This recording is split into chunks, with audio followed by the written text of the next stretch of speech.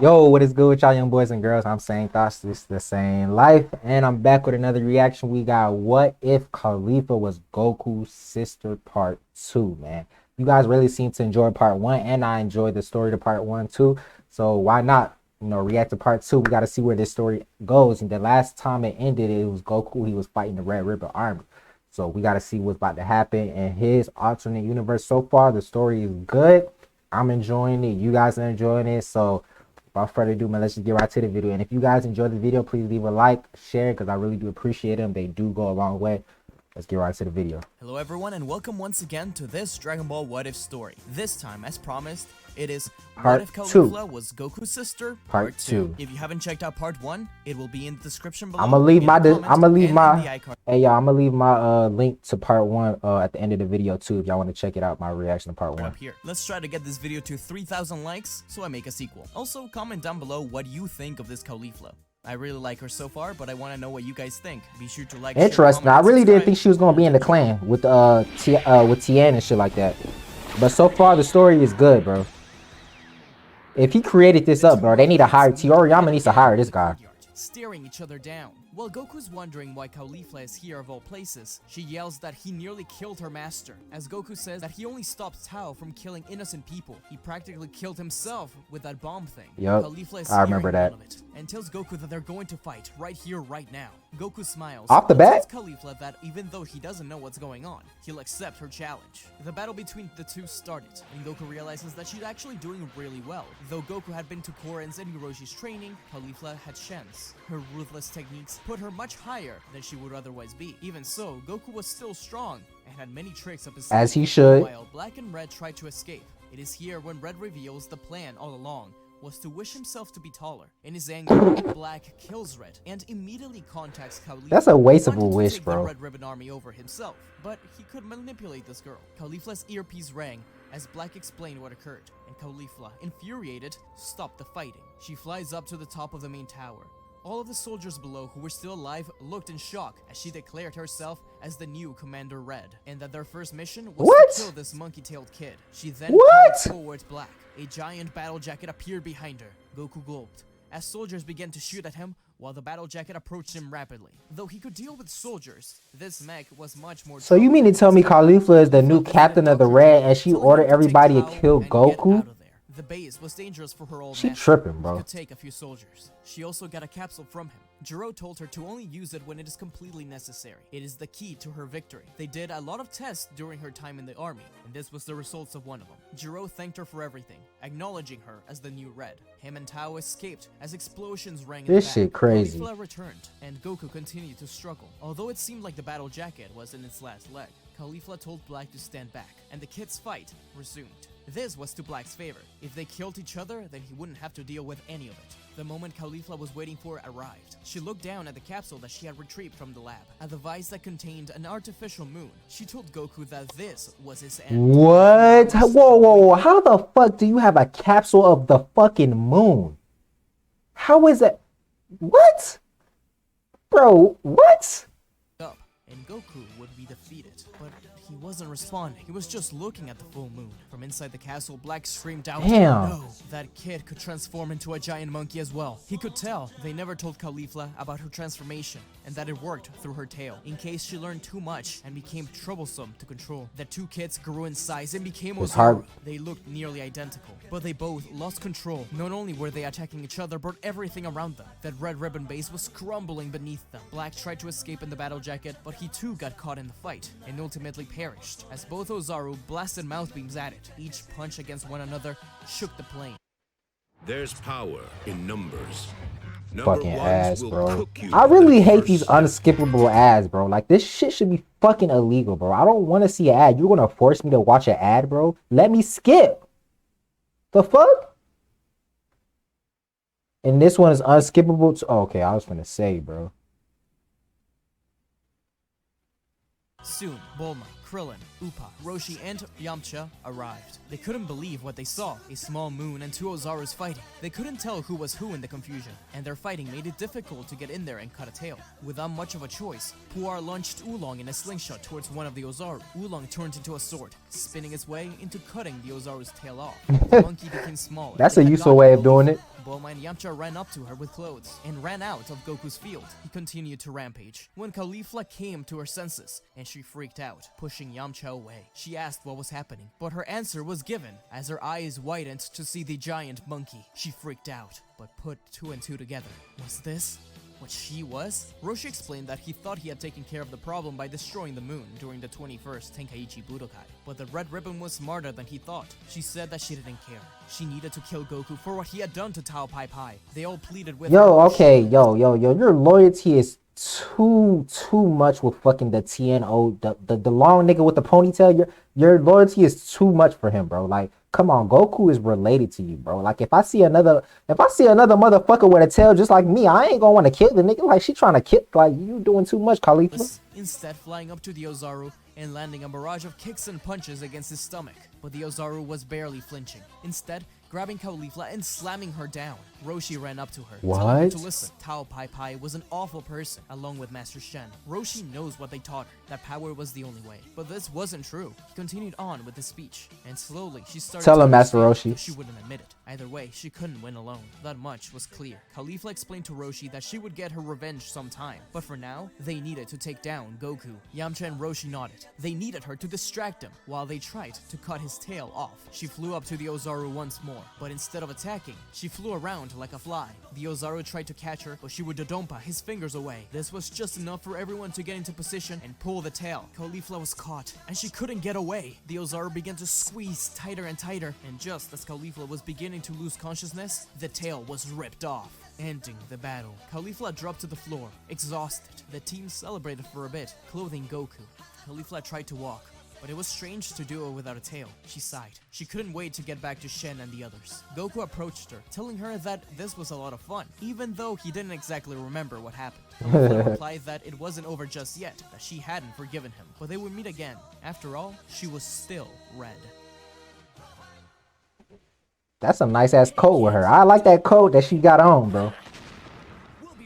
I really like this cutscenes, bro. Enjoying the video, and if you like the stuff I do, there's a way you can support the channel by let's get back to the story. You'll be able to see various tiers. Let's get back to the story. Where is it at? Are the Super Saiyan hair badges. Man, where the hell? Ain't no way he talking this whole time. And live streams on my channel. The longer you stay a member, the larger the power up. So if you like the stuff I do and feel like supporting me in some way, be sure to check out the membership. Anyways, back to the show. Back to our show. Caulifla left them behind without another word. Bulma thought that the girl was dangerous and needed to be stopped, but Goku told her that it would be fine. Roshi agreed. Caulifla went back to the land of Gurumes, now called the land of Pilaf, to visit her family and her friends. Pilaf ended up being a much more benevolent ruler. Bro, I cannot take Pilaf seriously as a villain, bro. It's only when he transformed into that big buff dude, that's when I take him seriously. Is still loyal to the Red Ribbon survivors, including Dr. Gero. He kept on working on Tao. Her and the remaining army gathered in front of the Crane School as Gero delivered Tao to his brother. Caulifla explained what occurred, but promised to continue to lead them. Even if this was a small army, she knew that for a lot of them, this was all they knew. She nodded over at Dr. Gero, knowing his son had died while serving. Over the next 3 years, the army served as mercenaries and hunters for various clients, led by Caulifla and her connections with... I can't believe Caulifla is doing this, bro.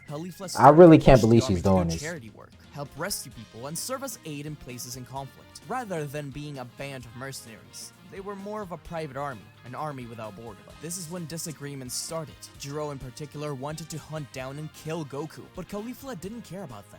At least not for now. Gero angrily left the army, which hurt Caulifla greatly. Now 15 years old, Caulifla still trains daily with Tien and Chaozu, although they sense her being much more different, and so does Suruzeni, the Crane Hermit. He tells them that they will enter the Tenkaichi Budokai in order to show the Turtle School their power. Caulifla about to be in a tournament? During this announcement, while Tien and Chaozu excitedly get ready to defeat their enemies. When the tournament arrives, oh, there's about to be some shit. First, Tien wins by breaking Yamcha's leg. This I remember that. Caulifla. A few years ago, she wouldn't have winced, but Yamcha had already lost. There was no need to be so cruel. Chaozu also played dirty, but he was outsmarted by Krillin. Although she felt shocked by Tien's display, she tried to keep up with them. Her match was against Jackie Chun, and she mocked him as an old man right away. She said she was going to kill him, but...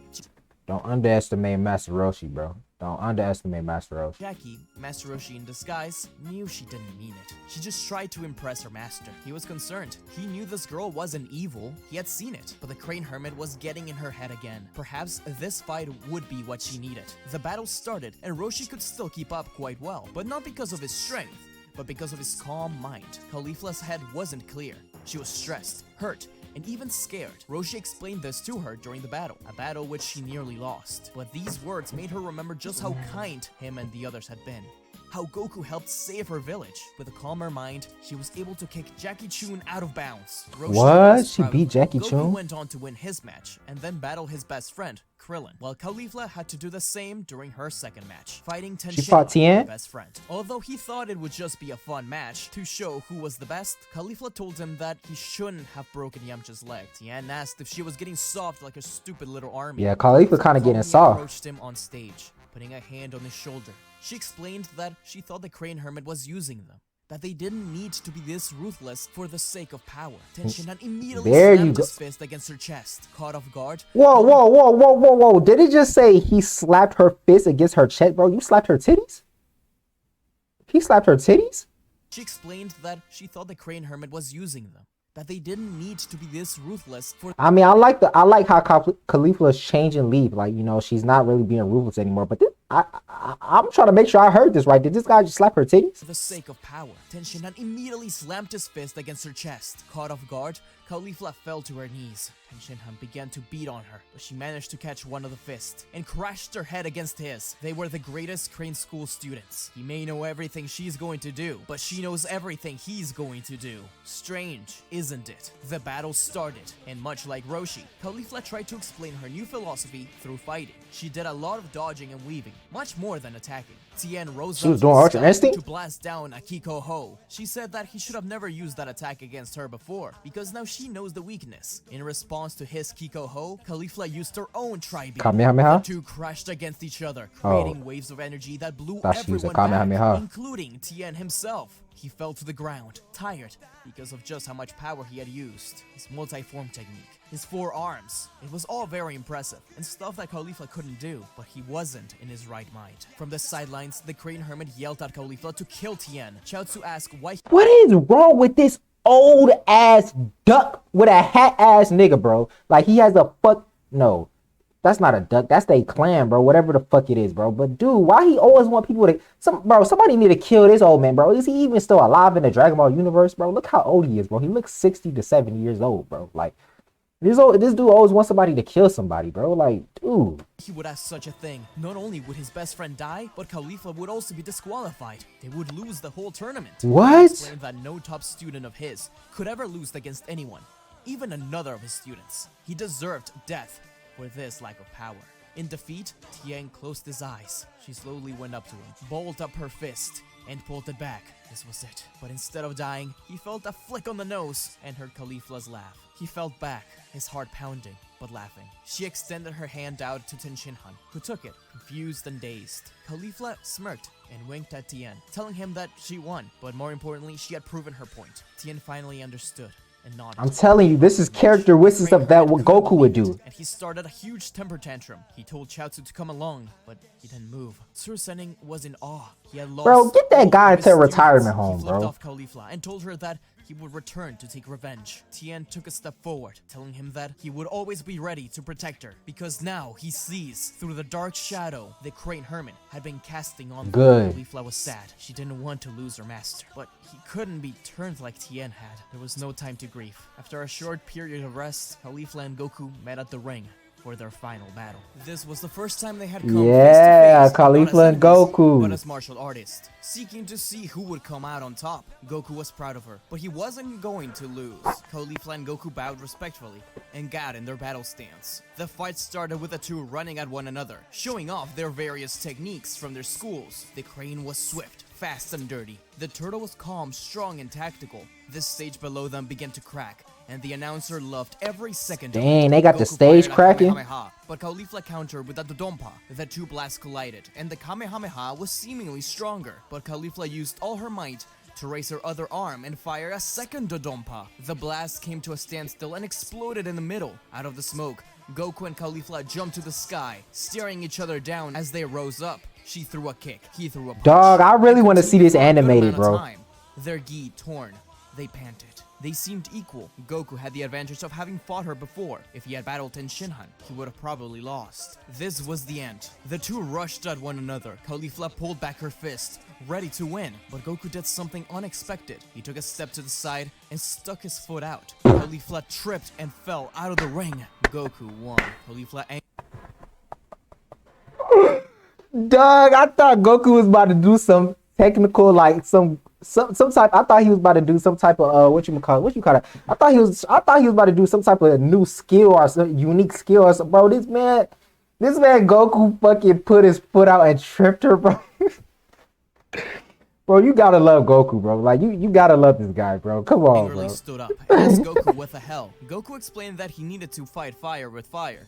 So he fought a little dirty this time. He learned from the best. That ain't dirty, She that's just snickered smart. and shook her head. The whole arena celebrated and carried the two fighters out. This was good, Caulifla thought. He was happy fighting for something other than revenge or power. Following the celebrations, Goku approached Caulifla with a proposition. They could train together, so they decided to go to the lands of Korin. Let's Meanwhile, go. Tien, Chaozu, and the others joined in for training for a little while, alongside the Turtle School, apologizing to Yamcha. Once at Korin Tower, Korin healed them. She had a little bit of trouble getting there without flying, but she felt stronger already. There was a few challenges, and by the end of them, he explained to them that there was something high above them that they could want to train under. Kami. Kamis. Korin wasn't sure if Caulifla was worthy, but after seeing her martial arts display, as well as her slowly changing heart, he allowed her to go with Goku. Once there, they met Mr. Popo. He asked what they were there for, and they answered that they wanted to meet and train under Kami. Popo wasn't sure about this, but Kami called him inside the temple, explaining to him that he had been observing the kids for a while. If anyone could defeat a potential return of King Piccolo,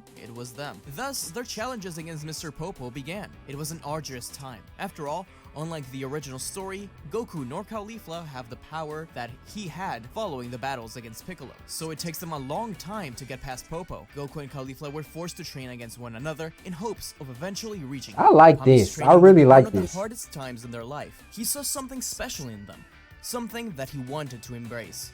Yet, he feared. He knew there was no way they were from this world. But there was something beyond, as if they had known each other their entire lives. They had just recently become allies, but they knew each other's styles so well that they could be considered no way, thought Kami. Caulifla has been having nightmares her whole life. Nightmares of a white flare, a powerful scream of a woman, and What? a golden orb. She always Kale? stood up to her hyperactive imagination. But unbeknownst to them, there was something else, almost as if she didn't originate from this universe. Kami helped her and Goku control their ki and strengthen their bodies. The entire time, he hoped that a possible resurrection of Piccolo would not arrive, and it never did. But something horrific would. Down below, in the lands of Korin, Upa and Bora gathered some wood for a night fire. But once they returned to the site of the tower, they watched the area engulfed in flames. They can't believe it. What? Their Who did home that? Destroyed. They go to a nearby cave to hide for the night. the Within hell the did trees, that? a man's laugh sounds off as the night sky shines over his domed He's head. alive? I thought they Another killed man him. with a domed head. And finally, a mustached man. He didn't have any modifications like the other two. Just a large hat with a red symbol on it. The symbol Jaro, of the red the ribbon. clan dude. What? I thought they all. Thanks for watching, everyone. What the Let me know fuck? in the Hold comments on. down below what you think of this Caulifla. I really like her. I think she's pretty dope. Yeah, and I'm me- excited to see what she does once we reach C. Once again, thank you to Professor Chimp for bouncing ideas with me about this story. Shout out to the Super Saiyan Legend and Super Saiyan God members of the channel. Cage, Sacred Saiyan, Neo Whitcombe, Sith Lord. So wait, okay, so I'm confused. I thought they died in his story though. How are they back, bro? I mean, I see the guy with the ponytail. I keep forgetting his name, bro. I don't know his name, bro, but I know the guy with the long ponytail. I see he got the little mechanical thing on his head. So obviously he was resurrected someday, like resurrected somehow. But I don't know. I thought he died, but I told you this is a good story. Like I like this one. Part 2 was good. Part 1 was good. I'm trying to figure out, are they gonna have a part 3? That's what I want to know, because they can't just end the story off like this, bro. We gonna need a part 3, Smug Stick. We gonna need a part 3, bro. But if you guys enjoyed the video, please leave a like, comment down below. Whatever you guys want me to react to, just comment down below. You guys are the gang, man. I got y'all, bro. Whatever y'all want me to react to, I got y'all, man. I'm saying thoughts. This is the same life, man. And until next time, I'm out.